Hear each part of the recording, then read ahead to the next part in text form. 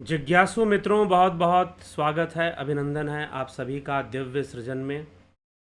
प्रत्येक दिवस की भांति आज फिर हम यहाँ पर यह लाइव चर्चा का कार्यक्रम शुरू कर रहे हैं और आज के इस लाइव चर्चा का जो विषय है वह विषय है तुम्हारी दुनिया अलग, मेरी अलग और सबकी अलग अलग।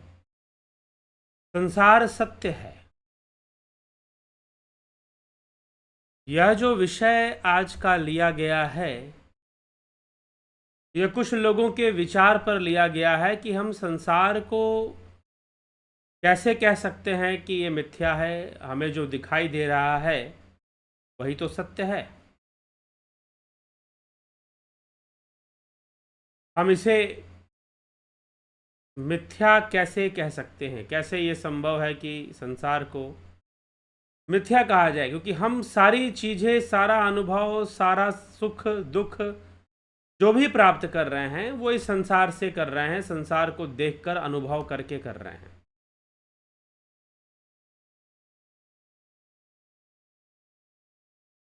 तो इसीलिए यह संसार सर्वदा सत्य है। यह भला असत्य कैसे हो सकता है? प्रश्न है कि यह भला असत्य कैसे हो सकता है? यह संसार तो सत्य ही है। तो एक संदर्भ में संसार सत्य है, लेकिन फिर इसे मिथ्या कहा गया। तो मिथ्या क्यों कहा गया? संसार को भी भ्रम माना गया। तो भ्रम क्यों माना गया? किस कारण से माना गया? और फिर प्रश्न यह भी है कि मनुष्य कौन सी दिशा को पकड़े? संसार को मिथ्या समझकर जीवन जीना चाहिए या संसार को सत्य समझकर जीवन जीना चाहिए? प्रश्न ये है। संसार को मिथ्या समझकर हम जीवन को जिए या संसार को सत्य समझकर? ब्रह्म सत्यम जगन मिथ्या ऐसा कहा गया, तो हमें क्या समझना चाहिए? हमें कह देना चाहिए कि संसार मिथ्या है तो चिंता मत करो, आखिर में जो भी हो रहा है सब तो मिथ्या ही है। जो भी हो रहा है संसार में वह सब तो मिथ्या ही है। तो फिर क्या फर्क पड़ता है? तो फिर क्या दिक्कत? हमें जीवन इस संसार को मिथ्या मानकर जीना चाहिए या फिर संसार को सत्य मानकर जीना चाहिए? और अगर सत्य मानते हैं तो इसकी तुलना मिथ्या से किस लिए? जो सत्य नहीं है, स्वप्न सत्य नहीं है, या फिर दूसरे जगह से इसकी तुलना हम क्यों करें? सबसे पहली बात यह है कि हमारा वैदिक मीमांसा दर्शन, पूर्व मीमांसा शास्त्र यह कहता है कि संसार सत्य है। संसार सत्य है और हमें संसार को सत्य समझकर ही जीना चाहिए। और ये संसार चलता कैसे है, यह दुनिया कैसे चल रही है? तो मीमांसा, वैदिक मीमांसा शास्त्र का मानना है कि यह दुनिया कर्म से चल रही है। जी हाँ, कर्म करना पड़ता है। यह दुनिया कर्म से चल रही है, इसलिए मनुष्य को कर्मवान होना चाहिए, मनुष्य को कर्मकांड का ज्ञान होना चाहिए।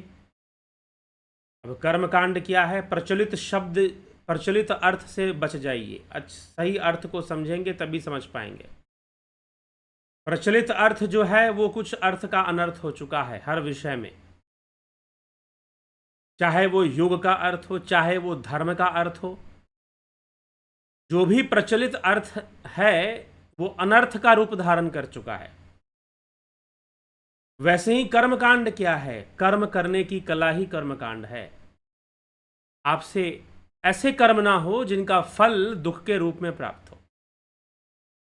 पूर्व मीमांसा शास्त्र का उद्देश्य है कि आप ऐसे कर्मों को करें जिसका फल सुख के रूप में प्राप्त हो, स्वर्ग के रूप में प्राप्त हो, नरक के रूप में प्राप्त ना हो। नरक मतलब दुख, स्वर्ग मतलब सुख, आनंद, स्थिरता। आप कर्म कीजिए। तो आप जब इस संसार में हैं तो संसार क्या है? सत्य है। संसार एक व्यवहारिक सत्य है। हम जो भी संसार में देखते हैं, जो भी हैं, खाते हैं, पीते हैं, मैं बोल रहा हूं तो भाई खाना खाता हूं तभी बोल रहा हूं, नहीं खाऊंगा तो बोलूंगा कैसे? ऊर्जा चाहिए। आप सुन रहे हैं, आप भी खाते हैं तभी सुन रहे हैं। लेकिन प्रश्न ये है कि क्या यही सत्य है कि हम खाते हैं, पीते हैं, संसार में रहते हैं? क्या यही सत्य है? अगर यही सत्य है तो ये बड़ा ही कड़वा सत्य है, क्योंकि यह हमें दुखी करता है, यह हमें अशांत करता है, यह हमें बंधन का अनुभव कराता है। पहले तो नहीं कराता, बाद में कराता है। स्वादिष्ट भोजन मिलता रहे तो बंधन का अनुभव नहीं होता, लेकिन ज़्यादा स्वादिष्ट भोजन करते रहते हैं और जब बीमार पड़ जाते हैं, कोलेस्ट्रॉल बढ़ गया, शुगर बढ़ गया, यूरिक एसिड बढ़ गया, जब बढ़ जाता है तो लगता है अरे अब डॉक्टर ने मना कर दिया, ज़्यादा प्रोटीन मत खाया करो भाई, ज़्यादा तंदूरी चिकन मत खाओ, ज़्यादा प्रोटीन वाली चीज़ें बंद करो, यूरिक एसिड बढ़ रहा है आपको। बहुत ज़्यादा बढ़ जाएगा तो ब्लॉकेज लाएगा, हार्ट के लिए भी प्रॉब्लम करेगा, जॉइंट्स में पेन होंगी, दर्द होंगी, गाउट अटैक हो जाएगा। यूरिक एसिड बढ़ गया है, थोड़ा प्रोटीन वाली चीज़ें कम कर दो। डायबिटीज़ हो गया तो थोड़ा मीठा कम कर दो, अब आपको मीठा बड़ा पसंद है। तो शरीर बंधन देता है, संसार बंधन देता है। ये धीरे धीरे अनुभव होता है, हो सकता है 25 साल की उम्र में ना हो, 30 साल की उम्र में ना हो, कई लोगों को हो भी जाता है, कई लोगों को 25-30 साल में भी शरीर का बंधन और संसार का बंधन लगता है कि दुनिया तो बंधन में है। नहीं तो 35-40 पार करते करते तो आदमी को प्रकृति समझाना शुरू कर देती है, भाई संसार तो बंधन में है, बंधन में है, ये बंधन देती है। तो भला बंधन में कोई सुखी कैसे रह सकता है? बंधन में कोई आनंद में कैसे रह सकता है? लेकिन फिर भी संसार की जो अपनी व्यवहारिकता है, व्यवहारिक सत्य है, वह संसार का, उसे जीव को मानना पड़ता है और उसके अनुसार वो अपना जीवन व्यतीत करता है। तो सत्य क्या है? संसार सत्य है। पूर्व मीमांसा शास्त्र के अनुसार संसार सत्य है और संसार कर्म से चलता है। इसलिए आप कर्मवान बनिए, कर्मकांड को समझिए और पुण्य कर्मों को संचित कीजिए, पुण्य कर्मों को बढ़ाइए। ठीक, नित्य कर्म, निमित्त कर्म, काम्य कर्म, निषिद्ध कर्म और प्रायश्चित कर्म। तो आप नित्य कुछ ऐसा कार्य कीजिए, नित्य थोड़ा दान कीजिए, नित्य थोड़ा ध्यान कीजिए, नित्य थोड़ा अग्निहोत्र क्रिया कीजिए, देवताओं का दान कीजिए, प्रकृति का दान कीजिए, आप ये सारी क्रियाएं कीजिए। सनातन धर्म में प्रकृति को दान करना, ऋषि को दान करना, फिर जो जरूरतमंद है उनको हर तरह के दान की व्यवस्था है। तो पशु पक्षियों को दान करना बहुत बड़ी व्यवस्था है कि हमें पशु पक्षियों के प्रति दान करना चाहिए। ऐसे हमारे पर्व त्यौहार हैं जिसमें पशु पक्षियों को दान किया जाता है। अभी पितृपक्ष शुरू होगा, पितृपक्ष में लोग एक व्रत करते हैं, जीवित पुत्रिका व्रत, उसमें भी पशु पक्षियों को दान करते हैं। तो ऐसी व्यवस्थाएं बनाई गई हैं, आपका पुण्य वर्धन होना चाहिए। आप ऐसा करोगे, आपका पुण्य वर्धन होगा, आपके कर्म अच्छे होंगे और आपके कर्मों के फल आपको अच्छे मिलेंगे, शुभ मिलेंगे, आप एक अच्छा जीवन जियोगे। आप अपने कर्मों से अपने भाग्य को लिखोगे और सुख को प्राप्त करोगे, स्वर्ग के सुख भोग पाओगे। ये सारी बातें हमें वैदिक पूर्व मीमांसा शास्त्र से हमें मिलती हैं, वहां पर संसार हमेशा सत्य है। तो ऐसा समझना कि वेद कहते हैं कि संसार मिथ्या है, ऐसा नहीं है। अब आता है क्या आदि गुरु शंकराचार्य कहते हैं, उन्होंने विवेक चूड़ामणि में लिखा कि ब्रह्म सत्यम जगन मिथ्या। जी नहीं, वो भी नहीं कहते कि संसार मिथ्या है, वो भी नहीं कहते कि संसार मिथ्या है, लेकिन संसार की जो अनुभूतियां हैं वह सापेक्ष हैं। कहने का मतलब क्या है कि वह जो भी अनुभव है, जो भी आपका ज्ञान है, हालांकि ठीक है आदि गुरु शंकराचार्य का ऐसा कहना बहुत बड़ी बात है। क्यों बड़ी बात है? क्योंकि तब जो है बहुत सारे साइंटिफिक डिस्कवरीज नहीं हुई थी, प्रकृति के बहुत सारे सूक्ष्म रहस्यों को मनुष्य नहीं जानता था। हाँ ठीक है, योगी जन प्रकृति की सूक्ष्मता को समझते हैं, जानते हैं, तो उन्होंने बताया है, उन्होंने बोला है, कहा है कि संसार का वास्तविक स्वरूप कैसा है। संसार का वास्तविक स्वरूप ऐसा है कि यह बंधन में है और यह इसकी जो अनुभूति है सापेक्ष है। किसी महानुभाव ने कहा कि जो हम प्रत्यक्ष देख रहे हैं वही तो सत्य है। जो हम प्रत्यक्ष देख रहे हैं वही तो सत्य है, लेकिन हम प्रत्यक्ष जो देख रहे हैं क्या सबको वैसा ही दिखाई दे रहा है? अगर हम कुछ जीवों की बात करें, थोड़ा सा हम साइंटिफिक डिस्कवरीज की ओर जाएं, जूलॉजिकल डिस्कवरीज हुई हैं कुछ। एक उदाहरण हम ले लें, एक जानवर होता है, एक पक्षी होता है आउल, उल्लू हम कहते हैं हिंदी में उसे, उल्लू। किसी ने कहा कि हम इन इंद्रियों से जो संसार देख रहे हैं वही तो संसार सत्य है। नहीं, वो इंद्रियों का सत्य है। यही सापेक्षवाद है, यही रिलेटिविटी है। वह इंद्रियों का सत्य है जो आप इंद्रियों से देख रहे हैं। अरे हमारी सारी दुनिया तो इंद्रियों के सत्य पे ही निर्भर है, बिल्कुल निर्भर है। इंद्रियां जो हमारे सामने प्रकट करती हैं और पूरी इंद्रियों की व्यवस्था, कर्म संस्कारों की व्यवस्था और इंद्रियों की व्यवस्था, यह इंद्रियां ही आकर्षण पैदा करती हैं। यह इंद्रियां ही हमें भूख के लिए प्रेरित कर देती हैं, खाने के लिए, सोने के लिए, जागने के लिए, बहुत सारी चीजें हम करते हैं और उनमें सारी कर्मों में इंद्रियां ही इन्वॉल्व होती हैं, इंद्रियां ही करवा रही होती हैं। तो यह संसार वास्तव में इंद्रजाल है, इंद्रियों का जाल है। यह संसार, इंद्रियां प्रकट कर रही हैं संसार को। तो इसका अर्थ यह निकलता है कि वास्तव में संसार ऐसा नहीं है जैसा हम देख रहे हैं। ये तो हमारी आंखें हमें वैसा दिखा रही हैं, ये हमारी आंखें हमें वैसा दिखा रही हैं। ये कैसी बात लगती है जब आप ऐसा सुनते हो कि संसार वैसा नहीं है जैसा हम देखते हैं, बल्कि ये आंखें हमारी हमें वैसा दिखा रही हैं। किसी वस्तु का स्वाद वैसा नहीं है जैसा कि स्वाद हमें मिल रहा है। यह जिह्वा हमें स्वाद पैदा करती है। जी हां। अब ये बात कौन कहता है भाई? ये तो बड़ी विचित्र सी बात हो गई कि दुनिया वैसी नहीं है जैसा हम देख रहे हैं, बल्कि ये आंखें हमें दिखा रही हैं दुनिया को वैसा। ये क्या बात हुई? लेकिन चलो कुछ भी है, आंखें ही दिखा रही हैं, जिह्वा ही स्वाद को पैदा कर रही है। अब जिह्वा, अब मान लो कि मिठाई, आप मीठी चीज मीठी है तो मीठी है, जिह्वा स्वाद पैदा कर रही, इसका क्या मतलब हुआ? जी हां, जिह्वा ही स्वाद पैदा कर रही है। अब यह बात कोई आध्यात्मिक बात नहीं है, यह वैज्ञानिक बात है।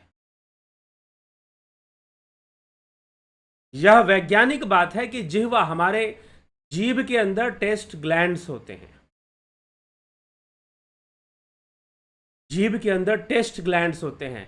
और अगर आप बायोलॉजी पढ़ोगे कभी, आप एनाटॉमी ऑफ टंग पढ़ लीजिए। अभी ये योगा टीचर वाले जो कोर्स शुरू हुआ है ना, उसमें बायोलॉजी पढ़नी पड़ती है। तो एनाटॉमी ऑफ टंग पढ़िए, जीभ की एनाटॉमी पढ़िए। जिन लोगों ने मेडिकल वेडिकल किया वो सब जानते हैं इस बातों को। हमारे जीभ के अंदर टेस्ट ग्लैंड्स होते हैं। जीभ का एक हिस्सा होता है जो तीखे स्वाद को पकड़ता है, जीभ का एक हिस्सा होता है जो मीठे स्वाद को पकड़ता है, जीभ का एक हिस्सा होता है जो नमकीन को पकड़ता है, जीभ का एक हिस्सा होता है जो खट्टे को पकड़ता है। ऐसा नहीं कि जीभ के हर हिस्से में हर स्वाद मिलेगा, नहीं,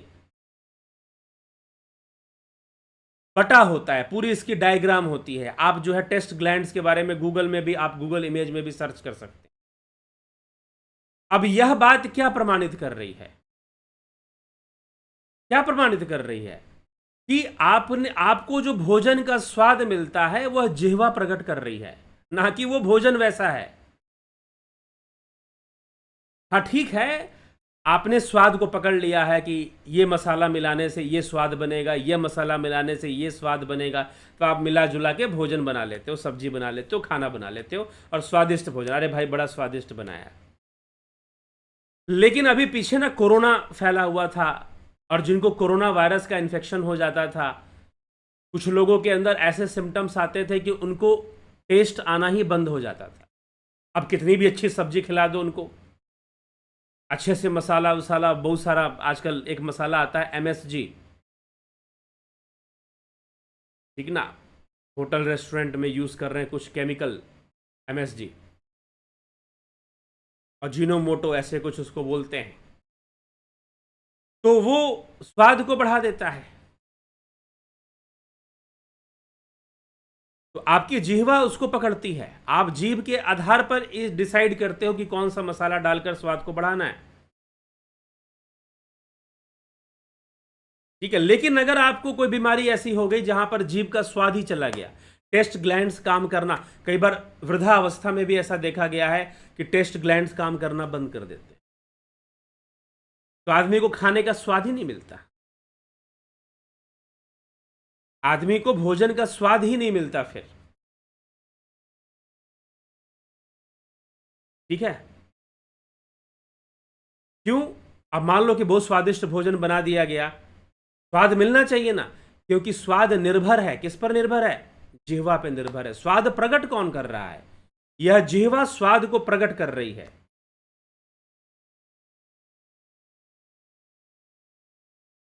ये आंखें दृश्य को प्रकट कर रही हैं,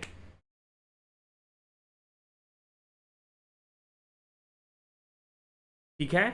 ये आंखें दृश्य को प्रकट कर रही हैं, यह जिह्वा स्वाद को प्रकट कर रही है, तो ये इंद्रियां संसार को प्रकट कर रही हैं, जिसे आप सत्य कहते हो। अब इसका मतलब यह नहीं है कि आप में व्यवहारिकता नहीं होनी चाहिए, नहीं, जो चीज जैसे है आपको उसी ढंग से अभी चलना है उसमें। लेकिन अगर संसार को मिथ्या कहा गया तो ऐसा नहीं कि आदि गुरु शंकराचार्य ने बस ऐसे ही कह दिया, ऐसे ही तुलसीदास जी ने लिख दिया, गो गोचर जहां लग मन जाई, सो सब माया जानहु भाई। गो गोचर, जहां जहां तुम्हारी इंद्रियां जाती और इंद्रियों के साथ लग मन जाई, मन जाता है साथ में, सब माया है, और माया मिथ्या है। क्यों? क्योंकि वास्तव में इंद्रियां जो प्रकट करके दिखा रही हैं आपको, संसार उतना ही है ऐसा नहीं है। अब उल्लू है, उल्लू एक पक्षी है, उसकी आंखें सिलिंड्रिकल होती हैं, मनुष्य की आंखें स्फेरिकल गोल होती हैं, गोल, स्फेरिकल मतलब गोल, सिलिंड्रिकल मतलब लंबा, लंबाई में होती हैं आंखें। अब जब सूर्य की रोशनी पड़ती है उसकी आंखों पर तो वो सहन नहीं कर पाता, बंद हो जाती है। लेकिन जैसे ही अंधेरा होता है उल्लू की आंखें खुल जाती हैं और वो बड़े अच्छे से देखता है, बड़े अच्छे से देखता है अंधेरे में भी, और रात भर जगता है, क्योंकि उसे सब कुछ दिखाई दे रहा है। उसको परेशानी तो सूर्य से है, उल्लू को परेशानी जो है वो सूर्य से है, सूर्य की रोशनी से है। अब उसकी आंखें वैसी नहीं बनाई जैसे आदमी की आंखें हैं। अब सोचिए उसकी दुनिया अलग हो गई कि नहीं हो गई, उसका सिस्टम अलग हो गया कि नहीं हो गया। इसीलिए आज का विषय क्या है? तुम्हारी दुनिया अलग, मेरी अलग, और सबकी अलग अलग है। कैसे, उस पर हम आएंगे। सबकी अलग अलग कैसे हो सकती है? क्या कुछ समानता भी है? समानता भी जरूर है। अब उल्लू की आंखें अलग हो गई, उसकी दुनिया भी अलग हो गई, उसके परसेप्शन, उसकी अनुभूतियां, वो अपने अनुभूतियों से जीवन को जिएगा। आप उसे कहोगे अरे भाई, आप उसे नियम बताओ, अरे दिन में सोना शुभ नहीं होता है, नहीं, ये नियम उल्लू के लिए नहीं है। दिन में सोना शुभ नहीं होता है, आप उसे शिक्षा देना शुरू कर दो। अब दुनिया में कुछ जगह ऐसे भी हैं जहां रात होती ही नहीं है। नॉर्थ पोल की तरफ, यूरोप के अंदर कुछ कंट्रीज है, नॉर्वे, जैसे नॉर्वे है, नॉर्वे कंट्री है, नॉर्वे के कुछ हिस्सों में रात ही नहीं होती, सूर्यास्त होता ही नहीं है। भाई उसकी भौगोलिक स्थिति वैसी है।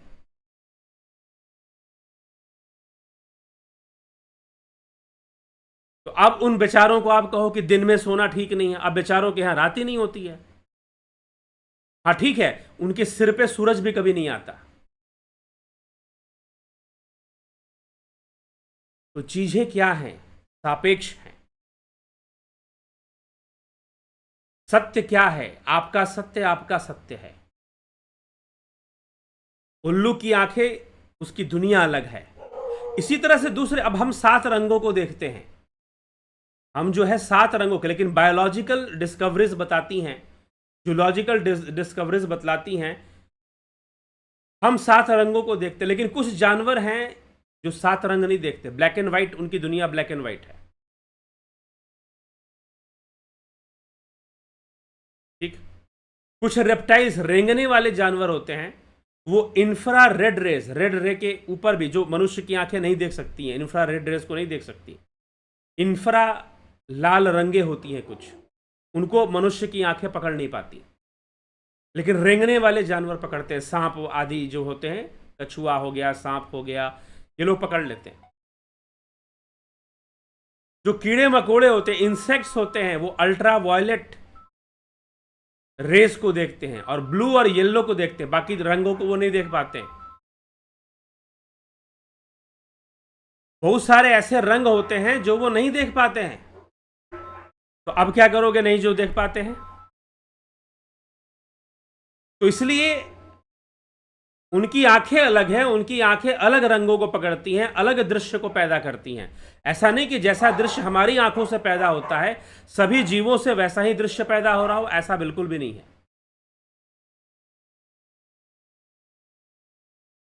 तब देखिए दुनिया अलग अलग हो रही है कि नहीं हो रही है। इसी तरह से मकड़ियां होती हैं, वो भी अल्ट्रा वायलेट और ग्रीन कलर को पकड़ती हैं। और भी कुछ जीव होते हैं जो मात्र नीले रंग को देखते हैं, नीले रंग में उनकी दुनिया नीली दुनिया है। कुछ पक्षी होते हैं जो 5 रंग देखते हैं, 7 रंग नहीं देखते।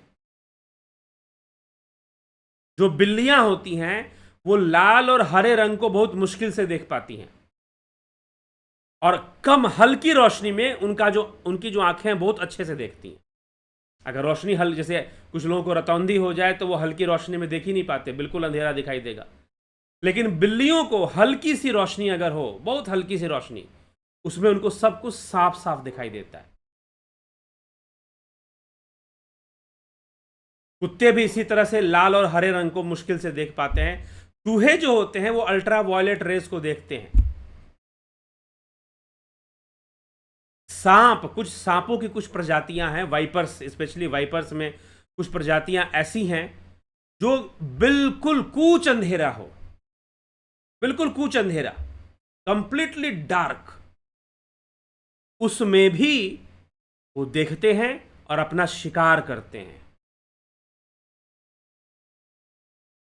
बिल्कुल कूच अंधेरे में भी, बिल्कुल कूच अंधेरा हो जहां पर मनुष्य के लिए देखना बिल्कुल संभव ना हो, चमगादड़ एकदम सही देखता है, आपके बगल से उड़ के गुजर जाएगा, आपसे टकराएगा भी नहीं,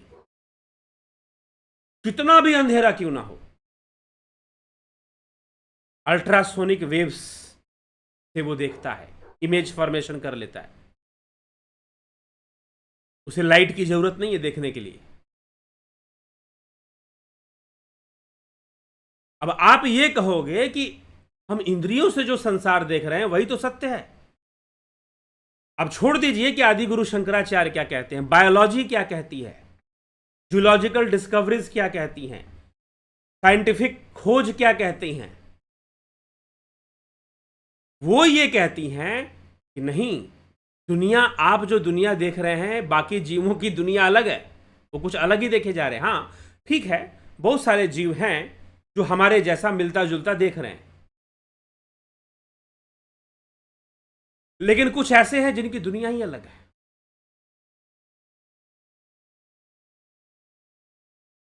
और कुछ ऐसे हैं जिनके पास ये हाड़ मांस का शरीर ही नहीं है, सूक्ष्म शरीरी हैं, उनकी दुनिया और भी अलग है।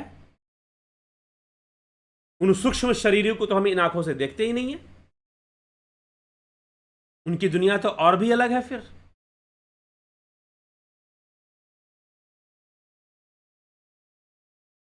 लेकिन फिर भी उनकी दुनिया और हमारी दुनिया में समानताएं भी हैं, समानताएं भी हैं। सबकी दुनिया अलग अलग है। चलिए छोड़ दीजिए, अब हम ये जीवों जानवरों की बातें कर रहे थे, पशुओं की बातें, उनकी आंखों की आकार अलग होते हैं, किसी का आई सिलिंड्रिकल हो जाता है, किसी की आंख अलग ढंग से बनता है, किसी का लेंस अलग ढंग से होता है। अब बिल्ली की आंखें देखो, उसका लेंस जो होता है लंबे सी अलग टाइप की होती है। वो इमेज फॉर्मेशन अलग होता है, डिफरेंट होता है। चीजों को जैसे आप देख रहे होते वैसे नहीं होता। तो यही, फिर आप ये कहोगे कि नहीं, इंद्रियों की दुनिया जो है वही सत्य है, तो आपका सत्य अलग है, उनका सत्य अलग है, और जो अलग अलग है फिर वो सत्य कैसे है?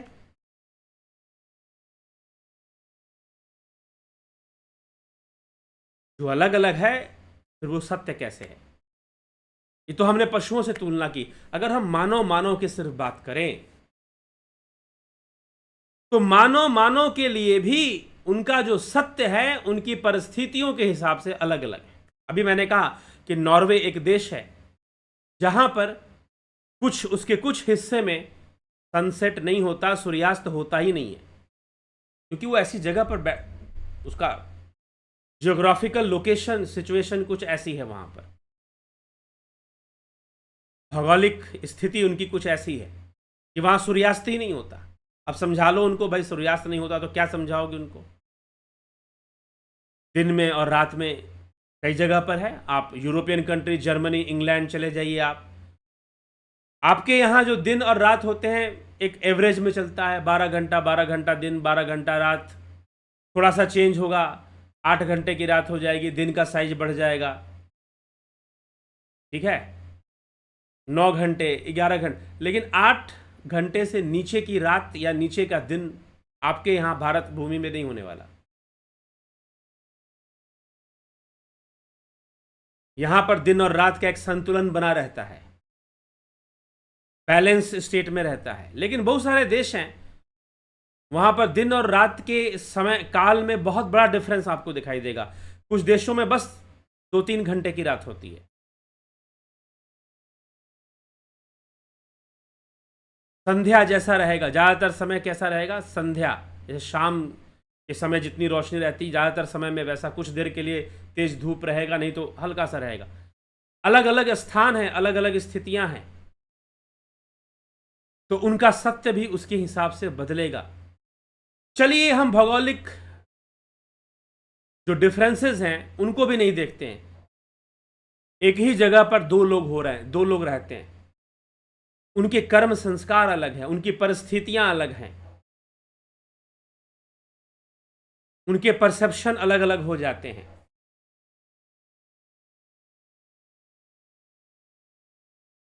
तो अलग होने के कारण उनको लगता है कि भाई दुनिया, हमारी दुनिया उसकी दुनिया में डिफरेंस तो है, अंतर तो है। हाँ, समानता है। ऐसा हो सकता है कि दो लोग हैं, उनकी दुनिया और उनकी दुनिया में समानताएं 60% से ज्यादा हो, 75, लेकिन 100% समानता नहीं होगा और 100% डिफरेंस भी नहीं होगा। चाहे वो सूक्ष्म जीवी क्यों ना हो, उनके साथ भी 100% का अंतर नहीं है। कुछ समानताएं हैं, कुछ समानताएं हैं उनके साथ भी। और जो बिल्कुल हमारे साथ रह रहा है, जैसे एक ही परिवार में जन्म लेने वाले दो भाई, जुड़वे भाई क्यों ना हो, ट्विंस हो, फिर भी दोनों की दुनिया एक नहीं है, थोड़ा सा अलग है। अभी पीछे कोई ऐसे मैंने देखा था कि एक जन्म, दो बालकों का जन्म जो है एक ही शरीर में हो गया, वो धड़ से अलग अलग है, दोनों का सिर अलग है, दोनों का दिमाग अलग है, लेकिन कमर के नीचे दोनों एक हैं। सोहन मोहन, आपने वीडियोस देखा होगा उनका। उनसे इंटरव्यू में पूछा गया कि भाई ऐसा भी होता है क्या कि आपको खाने का कुछ अलग मन करे, आपको खाने का कुछ अलग मन करे? दोनों ने एक्सेप्ट किया कि हाँ, कभी इसको पिज्जा खाने का मन करता है, मुझे कभी डोसा खाने का मन करता है, तो उसका मन नहीं होता तो मेरा मन नहीं होता। कई बार ऐसा होता है। अब देख लो, दोनों एक ही शरीर में हैं, दोनों एक ही शरीर में हैं, लेकिन फिर भी दोनों में अंतर है। तो दो भाई भले ही जुड़वे क्यों ना हो, एक ही परिवार में हों, दोनों की दुनिया, मानते हैं कि दोनों की दुनिया 70% तक एक होगी, लेकिन फिर भी 30% का डिफरेंस, 10% का डिफरेंस दोनों की दुनिया में जरूर हो जाएगा, दोनों के परसेप्शंस में जरूर आ जाएगा, दोनों के चॉइसेस में जरूर आ जाएगा। और हम उनसे अगर तुलना कर लें जो पशु हैं, उनकी तो इंद्रियों की संरचना ही अलग अलग है, इंद्रियों की बनावट ही अलग अलग है, आंखों की बनावट अलग है, जिह्वा का, हमारे अंदर, हमारे आयुर्वेद के अनुसार हम 6 रसों को हम ग्रहण कर सकते हैं। मेडिकल साइंस वैसे 4 टाइप्स ऑफ टेस्ट ग्लैंड्स की ऐसे बात करते हैं, वो 4 या 5 टाइप्स के टेस्ट ग्लैंड, लेकिन आयुर्वेद में 6 रस की बात की गई है। हम 6 रसों को ग्रहण कर सकते हैं। हो सकता है और भी रस होंगे, हमारे जिह्वा में उसका ग्लैंड बना ही नहीं है, हमारी जिह्वा में वो टेस्ट ग्रंथियां या टेस्ट जो टिश्यूज हैं वो बने ही नहीं हैं कि उन टेस्ट को भी ले सके। कोई दूसरा जानवर उस टेस्ट को भी लेता होगा।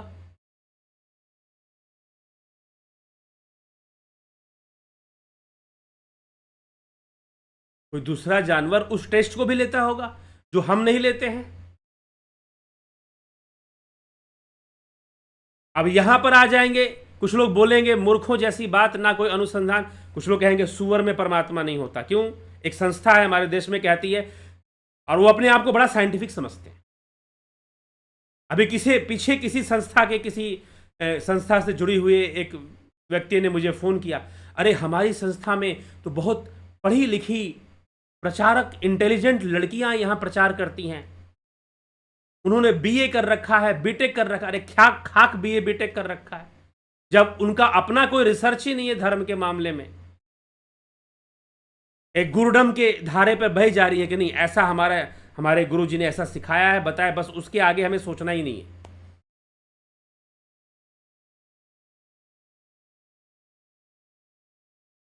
ठीक है,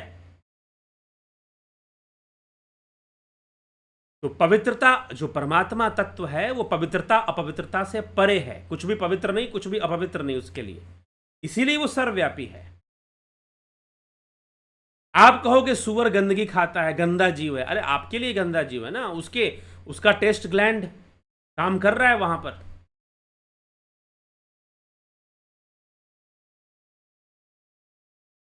तो संरचनाएं, दुनिया, आप अगर ये कहोगे कि इंद्रियों से जो हम देख रहे हैं वो सत्य है, मनुष्य को जीवन उसी आधार पर जीना है, अपने सत्य के आधार पर। एक सर्प है, सांप, उसकी आंखों की संरचना अलग है, उसकी इंद्रियां अलग ढंग से काम करती हैं, उसका लाइफ ही अलग है, उसके लिए दुनिया ही अलग है। अभी मैंने चमगादड़ की बात कही, कूच अंधेरा हो, बिल्कुल कूच अंधेरा, चमगादड़ एकदम सही उड़ेगा, आपसे टकराएगा नहीं उस कूच अंधेरे में भी। क्यों? सिस्टम अलग है, उसका सेंस ऑर्गन अलग है। तो अब आप ये बताओ, क्या इतना, ये साइंटिफिक प्रूफ है, ये मैंने कोई शास्त्रों से लेकर नहीं बोला कि यहां पर ये श्लोक लिखा है, वहां पर ये श्लोक लिखा। These are biological proofs. तो अब आप बताइए कि क्या इंद्रियों से जो हम ग्रहण कर रहे हैं वही दुनिया है, वही सत्य है?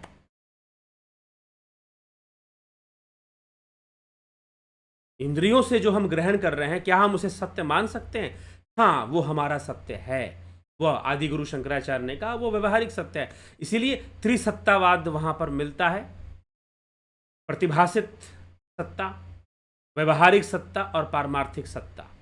इसकी बात आदि गुरु शंकराचार्य ने की है। जैन दर्शन में स्यादवाद, theory of relativity of knowledge, ज्ञान सापेक्ष है, एकांगी है, अपूर्ण है।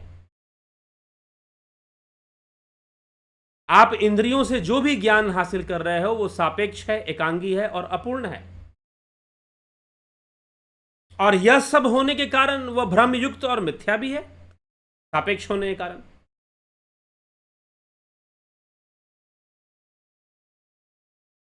तो वास्तव में मिथ्या कहने का अर्थ असत्य नहीं होता। हाँ, मिथ्या असत्य जैसा भी है। क्यों असत्य जैसा है? क्योंकि इसने सत्य को छुपा दिया है। संसार मिथ्या है, इसका मतलब यह नहीं कि संसार असत्य है। हाँ, लेकिन जो रियलिटी है उस पर इसने पर्दा डाल दिया, एक पोजीशन, एक अध्यास हो चुका है। माया का पोजीशन होता है।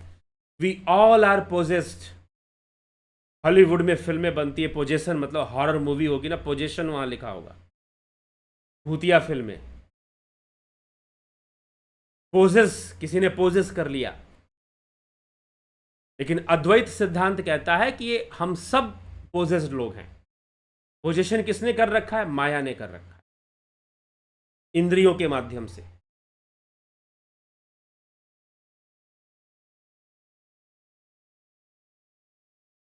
तो अगर हम इंद्रियों के सत्य को सत्य मानेंगे तो प्रत्येक जीव जो अलग अलग, जिनके पास इंद्रियों का सिस्टम अलग अलग है, उनकी आंखें अलग ढंग से काम कर रही हैं, उनके कान अलग ढंग से काम कर रहे हैं। चमगादड़ के कान अलग ढंग से काम करते हैं, उनकी इंद्रियां अलग ढंग से काम कर रही हैं, तो उनका सत्य अलग हो जाएगा, उनका संसार अलग हो जाएगा, हमारा संसार अलग हो जाएगा। इसलिए कंक्लूजन ये है कि जो भी दुनिया आप देख रहे हो, वास्तव में हमारी जो सेंसेस हैं वही इस संसार को क्रिएट कर रही हैं।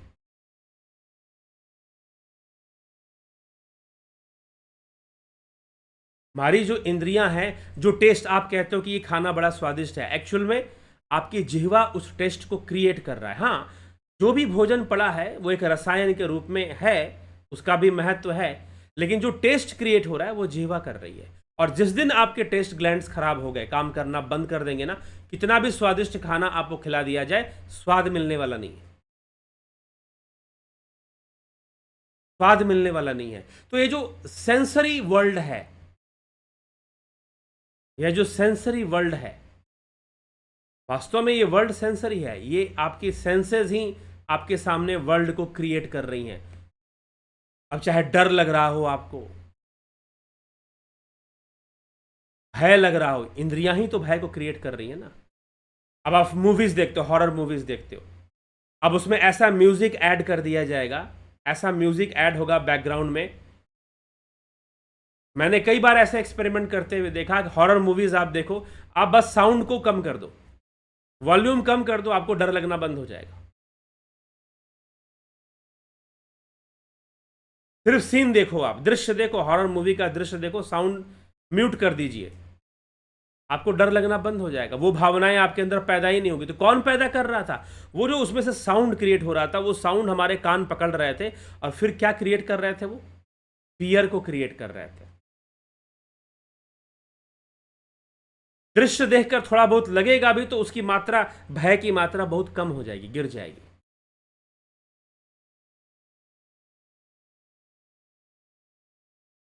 ठीक है? तो निश्चय ही यह इंद्रियां ही संसार को उत्पन्न करता है, और मनुष्य को इंद्रियों के अनुसार ही जीवन जीना पड़ता है। तो इंद्रियों का सत्य वह इंद्रियों का ही सत्य है, उसे हम पूर्ण सत्य नहीं कह सकते, उसे हम परम सत्य नहीं कह सकते। इसीलिए संसार पूर्ण सत्य नहीं है। हां, अगर हम इस विषय को और समझना चाहते हैं तो हमें क्या करना चाहिए? शास्त्र पढ़ने चाहिए? नहीं, शास्त्रों में एक मार्ग बताया गया है, ध्यान का मार्ग, योग का मार्ग। आप इंद्रियों के साम्राज्य से बाहर निकलिए, ट्रांसेंडेंटल, अतीन्द्रिय, ट्रांसेंडेंटल मेडिटेशन क्या है? इंद्रियों के साम्राज्य से हटकर कुछ अनुभव करने की यात्रा शुरू कीजिए। इंद्रियों के अनुभव से हटकर कुछ और अनुभव में आ जाए जो इंद्रियों से अलग हो, जिसको हमारा मस्तिष्क, हमारा मन पकड़ पाए, लेकिन उसमें माध्यम इंद्रियां ना हो। बाहरी इंद्रियां जो हमारी हैं वो उसमें माध्यम बने ही ना। तो हमें ध्यान योग करना चाहिए। ध्यान योग हमें एक ऐसी दुनिया में ले जाता है, ध्यान योग हमें एक ऐसी दुनिया में ले जाता है। वास्तव में जो ध्यान योग का कोर्स चलता है वो यही कोर्स है, सत्य की ओर जाना, इंद्रियों के सत्य से परे जो सत्य है उसको जानने का प्रयास करना, उसको समझने की कोशिश करना। ध्यान योग हमें उस ओर ले जाता है, स्टार्टिंग फ्रॉम 20 सितंबर।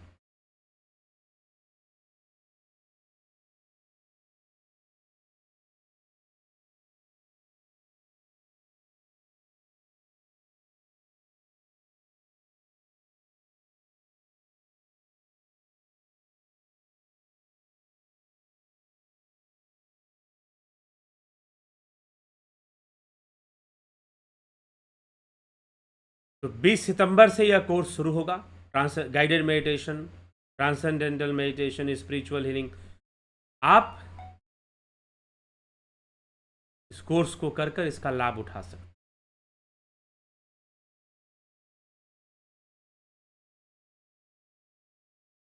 ठीक, हमें यह समझना होगा और संसार का यही रहस्य है। हमें इसी इंद्रियों के सत्य में जीना भी है, इसको हम इग्नोर भी नहीं कर सकते। क्या इसको इग्नोर कर देना चाहिए? हर बात पे बोलते रहना चाहिए ये मिथ्या है, वो मिथ्या है? अरे भाई, ये ना अधकचरे ज्ञानी होते हैं।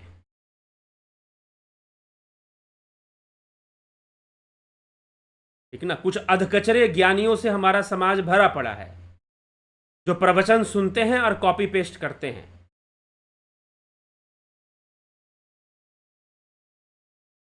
ठीक, अपने स्वार्थ के हिसाब से ज्ञान बांटना शुरू कर देते हैं। हाँ ठीक है, संसार मिथ्या है, व्यर्थ है इस संसार से बहुत उम्मीद रखना या इसमें बहुत अधिक मन लगाना, यह उचित नहीं है। लेकिन अनावश्यक रूप से हमें इसकी अव्यवहारिकता को दिखाना, अब भगवान कृष्ण की लीला देखिए।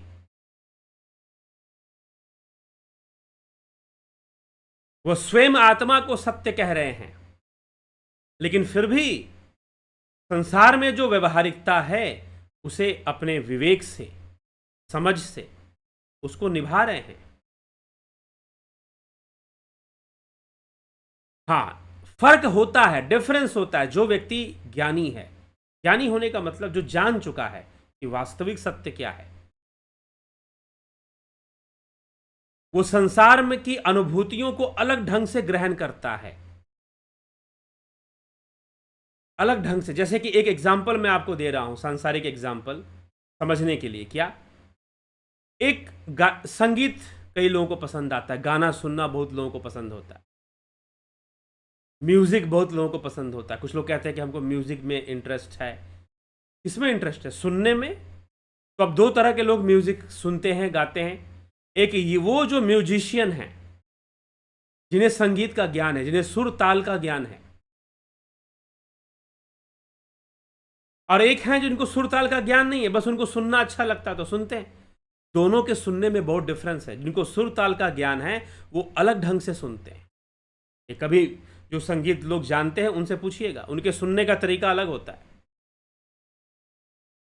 और जो जिनको सुर ताल का कोई ज्ञान नहीं है, उनके सुनने का एक अलग तरीका होता है। वैसे ही एक योगी, एक सांख्य योगी, भगवान क्यों कहते हैं श्रीमद् भगवद गीता में कि जो सांख्य योगी होता है उसके सारे कर्म निष्काम कर्म होते हैं, अपने आप ही निष्काम होते हैं। वो उसको प्लानिंग नहीं करना पड़ता कि मुझको निष्काम कर्म करना है, नहीं, उसके द्वारा किए जाने वाला हर कर्म निष्काम ही होता है।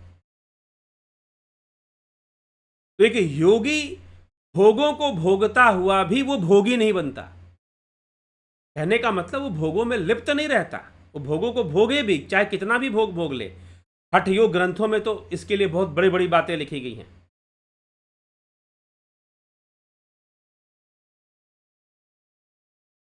तो वो एक अलग ही अवस्था में अपना जीवन जी रहे होते हैं। वही संसार को मिथ्या मान भी रहे होते हैं और संसार को बहुत ही सुंदर ढंग से जी भी रहे होते हैं। ये नहीं कि संसार मिथ्या है तो जंगल में चले जाना चाहिए। तो क्या जंगल क्या संसार के बाहर है? पहाड़ में चले जाना चाहिए, पहाड़ क्या संसार के बाहर है? और कुछ लोग प्रवचन देना शुरू कर देंगे, किसी के घर में मृत्यु हो गई, उसे घर का नुकसान है, उसे जाके प्रवचन दे दो, अरे क्यों दुख करते हो, आत्मा सत्य होती है, क्या दुखी होना, क्यों दुखी होना। ये व्यर्थ के समय पर व्यर्थ का प्रवचन नहीं देना चाहिए, ठीक है ना। गलत टाइम पे गलत प्रवचन लोग करना शुरू कर देते हैं, ज्ञान बांटना शुरू कर देते हैं,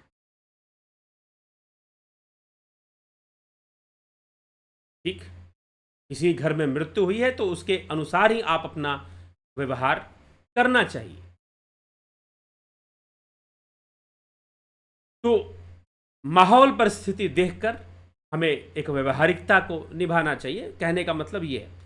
तो ये हमें समझना है, ज्ञानी का मतलब ये नहीं कि वो जंगल में चला जाएगा तो बहुत बड़ा ज्ञानी हो जाएगा, दाढ़ी बाल बढ़ा ले, खूब लंबे लंबे कर ले तो बहुत बड़ा ज्ञानी हो गया।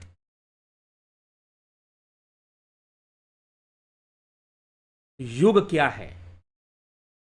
योगा मैट लेकर सिर्फ पेट कम करना, आंखों की रोशनी बढ़ाना, ये योग नहीं है। योग एक समझ है, एक अंडरस्टैंडिंग है, उस समझ के साथ जीवन जीना। और वो समझ पढ़ने से नहीं आती है, योग करने से आती है। हाँ, उसमें योगासन भी होना चाहिए, लेकिन योगासन सिर्फ इसलिए नहीं कि शरीर सुडौल हो जाएगा, बीमारियां दूर हो जाएंगी, नहीं। एक संतुलन को बनाने की कोशिश, सब कुछ करने का, योग में सब कुछ करने का एक ही उद्देश्य है, संतुलन को बनाने का प्रयास। समझना सबसे पहले प्रकृति को ही समझना है। जब मैं कहता हूं कुछ लोगों को प्रकृति समझ में नहीं आती और वो दावा करते हैं कि हमें ब्रह्म ज्ञान हो गया है, हम ब्रह्म ज्ञानी हो गए, हमारे गुरु जी ने ब्रह्म ज्ञान दे दिया है। अब प्रकृति समझ में नहीं आ रही उनको, ये प्रकृति कैसे चल रही है, क्या कार्य कर रही है, इसके कौन कौन से तत्व हैं, रजोगुण तमोगुण सतोगुण कौन सा खेल खेल रहे हैं। तो इसलिए जो व्यवहारिक सत्य है, ज्ञानी व्यक्ति, यही श्रीमद् भगवत गीता का पूरी व्याख्या जो है, बस भगवान कृष्ण यही एक बात समझाने में लगे हुए हैं। इसलिए योगी की बड़ी अलग से व्याख्या देते हैं, सन्यासी की बड़ी अलग से व्याख्या आपको श्रीमद् भगवत गीता में मिलेगी।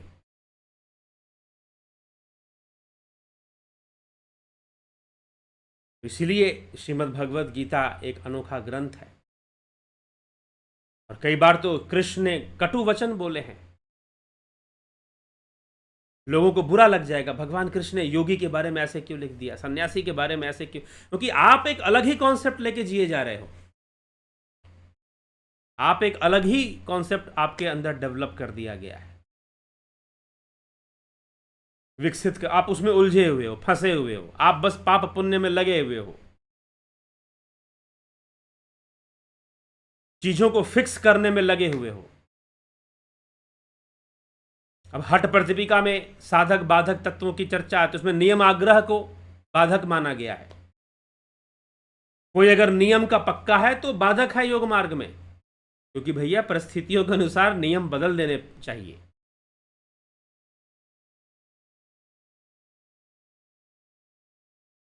अब उनको मैं क्या कहूं जो दावे के साथ, मुझे कई बार लोग कहते हैं, हम भी कह रहे वाह क्या बड़ी सुंदर बात है। एक महानुभाव मुझे मिले, उन्होंने कहा कि ठंडा गर्मी बरसात कुछ भी हो जाए, मैं 3 बजे सुबह उठ जाता हूं, मेरा ये नियम टूटता नहीं है। हाँ, कभी कभी स्वास्थ्य मेरा साथ नहीं देता है तो भी मैं उठता हूं। मैंने कहा नहीं, स्वास्थ्य का थोड़ा ध्यान रखना चाहिए। अब उनको लग रहा है कि मैंने जो ये नियम करके रखा हुआ है कि ठंडा गर्मी बरसात में, तो मैं बहुत बड़ा योगी हूं, एक अहंकार की संतुष्टि हो रही है। हठ प्रदीपिका ग्रंथ में स्वात्मा राम लिखते हैं कि नियमाग्रह जो है योग मार्ग पे बाधा है। समय के साथ योगी का इसलिए योगी होने का मतलब क्या है, प्रकृति की सूक्ष्मता को समझो। स्वामी विवेकानंद अपने राजयोग में ये बहुत बखूबी उन्होंने ये बात लिखी है, योगियों के सामने प्रकृति अपना रहस्य प्रकट करती है। योगी वो है जो प्रकृति की सूक्ष्मता को बहुत बारीकी से समझता है, प्रकृति के सूक्ष्म सिद्धांत कैसे काम कर रहे हैं, उसके अनुसार वो नियमों को बनाता है, ना कि नियम आग्रह में रहता है। अपने अहंकार की संतुष्टि आप कीजिए, आप बहुत बड़े भक्त हैं। सबसे बड़ी समस्या तो यही है ना कि व्यक्ति भगवान की नजरों में भक्त नहीं बनना चाहता, संसार की नजरों में भक्त बनना चाहता। वो चाहता है कि दुनिया वालों को लगना चाहिए कि मैं एक भक्त हूं, इसलिए वो दुनिया को सुनाता है कि मैं तो ठंडा, गर्मी, बरसात, कोई भी मौसम आ जाए, मैं तो 3 बजे उठ ही जाता हूं। वो अपने ईगो को सेटिस्फाई कर रहा है, वो अपने ईगो को सेटिस्फाई किए जा रहा है सिर्फ। कोई योग नहीं हो रहा है, उल्टा अहंकार की संतुष्टि बढ़े जा रही है, अहंकार और बढ़े जा रहा है। तो आप कितने विवेकी हैं, विवेक ख्याति। महर्षि पतंजलि कहते हैं कि दुखों का नाश कैसे होगा, तो विवेक ख्याति से होगा। हमारे ऋषि मुनियों ने, तुलसीदास जी ने कितनी समझदारी वाली बातें लिखी हैं। कितना भी बड़ा संत हो, उसके अंदर दोष ना हो ऐसा नहीं हो सकता, और कितना भी बड़ा पापी हो, उसके अंदर कोई गुण ना हो ऐसा भी नहीं हो सकता। सबको प्रणाम करते हैं। बंदौ संत असज्जन चरना, दुख प्रद उभय बीच कछु बरना, पिछुरत एक प्राण हर लेही, मिलत एक दुख दारुण देही। तो रामचरितमानस का जो दर्शन है, जो फिलॉसफी है, वो कितनी गहराई में है। मानस सिर्फ राम कथा नहीं है। अगर आप ये सोचते हैं कि तुलसीदास जी की रामचरितमानस सिर्फ राम कथा है, राम जी की कहानी है, नहीं। तो विवेक की ख्याति होना, विवेक जागृत होना जरूरी है। महाभारत में आप देखेंगे, भीष्म ने प्रतिज्ञा ले ली, अर्जुन ने प्रतिज्ञा ले ली, किसी ने कुछ प्रतिज्ञा ले ली, किसी ने कुछ प्रतिज्ञा ले ली। एक भगवान कृष्ण है जो कोई प्रतिज्ञा नहीं ले रहे।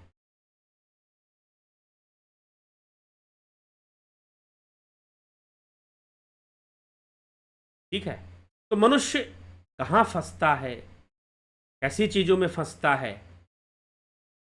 तो योग, योग क्या है यही समझना है। योग कोई जबरदस्ती के काम करना कोई योग नहीं है। ठीक है, जबरदस्ती कुछ भी करते रहना, कोई भी नियम होने चाहिए और नियमों का पालन भी होना चाहिए, लेकिन समझदारी भी होनी चाहिए कि कहां नियम बदल देना चाहिए। तो योगियों का जीवन अलग हो जाता है, ज्ञानियों का जीवन, जो अद्वैत ज्ञानी है उनका जीवन अलग हो जाता है। ऐसा नहीं कि वो संसार में नहीं रहेंगे, वो भोगों को नहीं भोगेंगे, वो सब भोगते हुए, सब करते हुए भी वो अलग हैं। वो अलग अंडरस्टैंडिंग के साथ लाइफ को जिए जा रहे हैं, जीवन को जिए जा रहे हैं। और सत्य पूछो तो वही जीवन को जीते हैं। नहीं तो ज़्यादातर मनुष्य जीवन में पछताता है, अरे मुझे ये नहीं मिला, अरे मुझे वो नहीं मिला, अरे ये नहीं किया तो वो नहीं किया, अरे ऐसे कर लेता तो पैसा आ जाता, वैसे कर लेता तो पैसा आ जाता। लोग जीवन बहुत कम ही जी पाते हैं, ये समस्या हो जाती। इसलिए संसार, सबकी दुनिया अलग अलग है, थोड़ा थोड़ा डिफरेंस तो सब में है, और ज़्यादा डिफरेंस भी है, ज़्यादा अंतर भी है। इसी को हम सापेक्षवाद कहते हैं। इसीलिए इंद्रियों से दिखने वाला सत्य सत्य नहीं है, और सत्य है भी, उसके साथ हमें जीना भी है। ठीक है, और समझना है इस बात को कि इंद्रियों से परे भी कुछ सत्य है। ध्यान योग का कोर्स ज्वाइन कर लीजिए, आपका जीवन बदलना शुरू हो जाएगा, आपकी लाइफ बदलनी शुरू हो जाएगी इस कोर्स के माध्यम से। इस कोर्स के माध्यम से आपके जीवन बदलना शुरू हो जाए, एक नया जीवन ही जीना शुरू कर देंगे आप। तो चलिए, समझदार को इशारा ही काफ़ी होता है। आगे बढ़ेंगे और आपके कमेंट्स देख लेते हैं। कमलेश खैरनर जी, नरेंद्र माकुड़े जी, संतोष कुमार जी, गुमाना राम चौहान, ईशा, गोविंद प्रसाद नीमा, योगेश खैरनर, रूपलाल विश्वकर्मा, विक्रम सिंह जी, घनश्याम सारोदे, कन्हाई कुमार, श्वेता राय सिन्हा, दयानंद जी, जे जायसवाल, राजू पाल, रामविलास जी, हरेश जानी जी, धन्यवाद भारत, एके त्यागी जी, विनोद कुमार सूद जी, पोस्ट प्रकाश शर्मा जी, बहुत अभिनंदन है। परसाराम उप्रेती, क्षमा करें, प्रसन्ना उप्रेती, अभिनंदन है आपका। हिम सुनार, बिमला शाह, सृजनी महंता, आर जी कुंवर जी, शिखर शर्मा राठौड़, विक्रम भाई, संजय घाघरे, अरविंद कुमार। कर्म संस्कार कौन से शरीर को प्रभावित करते हैं? सूक्ष्म शरीर को प्रभावित तो सबको करेंगे, स्थूल को भी करेंगे, लेकिन वो है हिस्सा सूक्ष्म का। चोर वैद्य जी, सतीश मास्टर, राजेंद्र कुमार, अरविंद कुमार, सूक्ष्म शरीर ही सारे काम करता है। रात में सोता है उसे सपना कैसे आता है? सूक्ष्म शरीर में ही आता है। अमित सचन, साहेब राव, कदम जी, नूतन भट्ट जी, दिनेश भाई डाबी, विनोद भाई, प्रणाम गुरु जी। जब मैं आत्म चिंतन करता हूँ तो ऐसा क्यों लगता है कि स्थूल शरीर में चेतना और रुद्री रूप अंतःकरण ही है, तो मोक्ष अंतःकरण के लिए मन ही श्रोता, मन ही वक्ता, क्या मन ही? मोक्ष अंतःकरण के लिए ही है, जीव के लिए है। ठीक, क्वेश्चन आपका स्पष्ट नहीं है। धर्मेंद्र कुमार जी, प्रेम सागर यादव, धर्मेंद्र कुमार, परमात्मा का भी कोई अंश? सारा जगत उसी का अंश है जी, सब कुछ उसी का है। अंश तब दिखाई देता है जब हम भिन्नताओं को देखते हैं, जब हम इंद्रियों से देखते हैं। राम प्रकाश जी, धर्मेंद्र कुमार, ओम प्रकाश पाली, विष्णु चंद्र मौर्य, धर्मेंद्र कुमार। परमात्मा अकर्ता है तो ये सृष्टि किसने बनाई? बनाई किसने? बस बन गई है, बन रही है, बने जा रही है। और परमात्मा अकर्ता भी है और कर्ता भी है, संपूर्ण कर्ता भी वही है। हाँ, लेकिन सृष्टि उसने बना दी, बस बन रही है सृष्टि, इवॉल्व हो रही है। यही सांख्य दर्शन, श्रीमद् भगवद गीता के प्लेलिस्ट में जाइए, इसके बारे में भगवान कृष्ण ने बताया है। पलकधारी जी, सृजनी महंता जी, बहुत अभिनंदन। आर्यन कुमार, गुरु जी स्टूडेंट को कुछ डिस्काउंट मिलेगा? किस मामले में डिस्काउंट? ध्यान योग के मामले में डिस्काउंट नहीं है।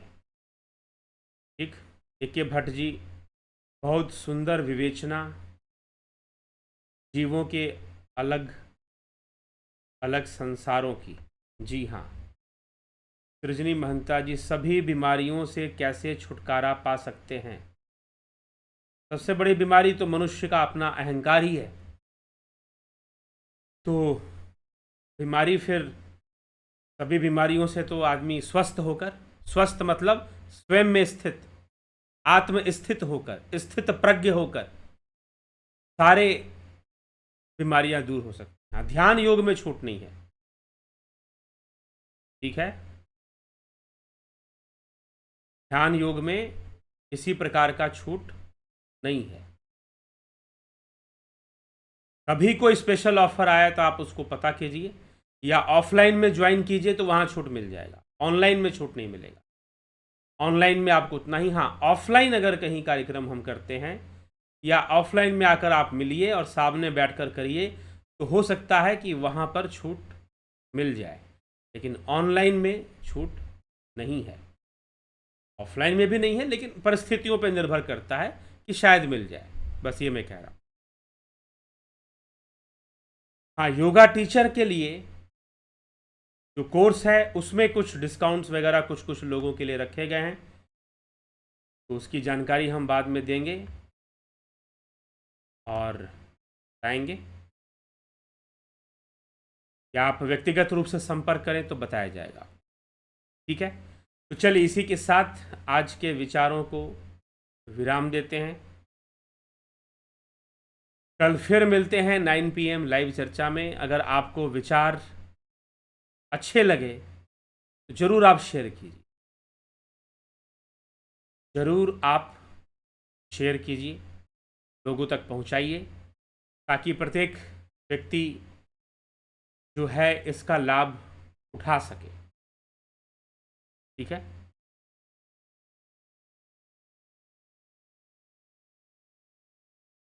अब जैसे कि कई लोग, एक बात मैं छोटी सी आपको बोलना चाहूँगा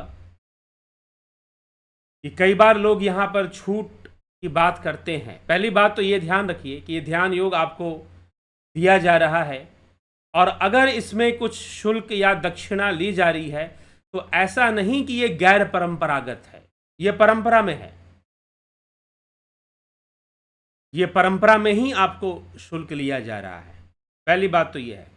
दूसरी बात यह है कि जब किसी चीज का महत्व आप समझ जाते हैं कि भाई ये चीज तो हमको जानना ही है, ये चीज तो हमको करना ही है,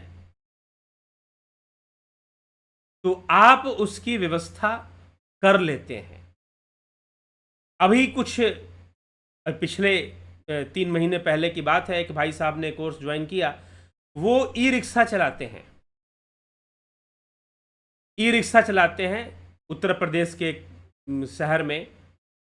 अब छोटा सा उनका टाउन है, उसमें अपना ई रिक्शा चलाकर अपना गुजारा वो करते हैं। अब क्या हुआ, उन्होंने किया तो उन्होंने बताया कि अब बात करते करते उन्होंने बताया, मैंने उनसे पूछा नहीं कि भाई आपने कैसे, उन्होंने कहा कि मैं 6 महीना पहले ही कोर्स कर रहा था, लेकिन थोड़ा मुझे हाथ तंग लग रहा था तो मैंने ज्वाइन नहीं किया। मुझे 6 महीना पहले ही मैं ज्वाइन करने वाला था, तो थोड़े थोड़े पैसे मैंने इसी के लिए इकट्ठे कर लिए, बचा लिए, अपने पारिवारिक सब खर्चा उर्चा में से मैंने पैसे बचा लिए, और 2000 हो गए तो मैंने इसी के लिए बचाए थे, तो मैंने ज्वाइन कर लिया। अब ऐसे लोग भी हैं।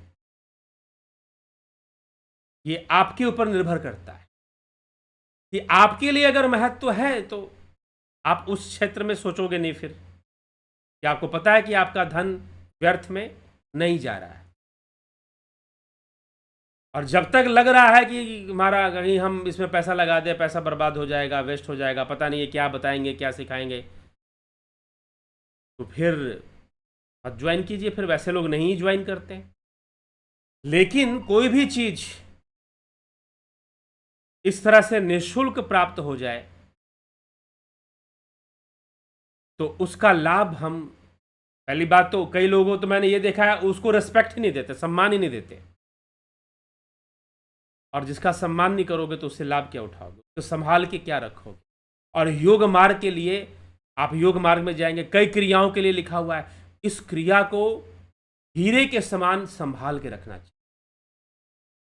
लिखा हुआ है कि इसको ऐसे पेटी में बंद कर कर, जैसे कोई गहना रखते हैं हम, वैसे इस योग विद्या को संभाल के रखना चाहिए। मतलब उसको इतनी इंपॉर्टेंस देकर रखना चाहिए, इंपॉर्टेंस दे के ग्रहण करना चाहिए। ठीक है, अब 2000 रुपये हो सकता है किसी के लिए थोड़ा महंगा हो, लेकिन फिर भी बहुत सारे लोग ऐसे हैं जिनके लिए कुछ भी नहीं है, उनके लिए डेली का खर्चा टाइप भी है, कुछ लोग ऐसे भी हैं। लेकिन फिर भी एक सामान्य दृष्टि से ये रखा गया है, और 3 साल से वैसे ही चल रहा है।